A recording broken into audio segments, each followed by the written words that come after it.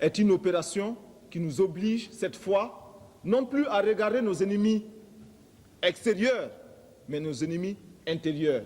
Et nous en avons. Nous en avons parce que nous avons très souvent confondu la caméra avec l'encensoir. Nous avons des ennemis intérieurs parce que nous avons très souvent confondu le cinéaste avec le griot. Comment peut-on se permettre de démarrer un si profil si ces questions ne sont pas résolues?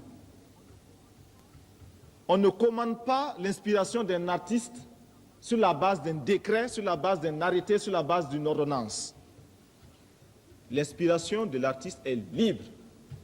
L'inspiration de l'artiste doit traduire la culture et les convictions et les intérêts d'un peuple.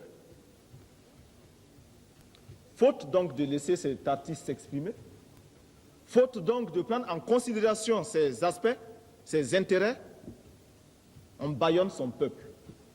Malheur à ceux qui bâillonnent leur peuple. Convaincu que la liberté est le fondement de toute création intellectuelle, il s'en prend au cinéma sous pression et milite pour la libre circulation de l'information, pour la pluralité des opinions, seul moyen de restituer au message sa vérité. Il n'y a pas de cinéma sans liberté d'expression. Il n'y a pas de liberté d'expression sans liberté tout court. Il faudrait donc, et je souhaite grandement, que le cinéma africain soit l'occasion de dire 24 fois par seconde la vérité. 24 fois par seconde la vérité et rien que la vérité. À ce moment, nous aurons fait un cinéma africain, un cinéma engagé dans la lutte, tel que notre camarade, le ministre du Bénin, le disait, un cinéma utile, un cinéma de libération.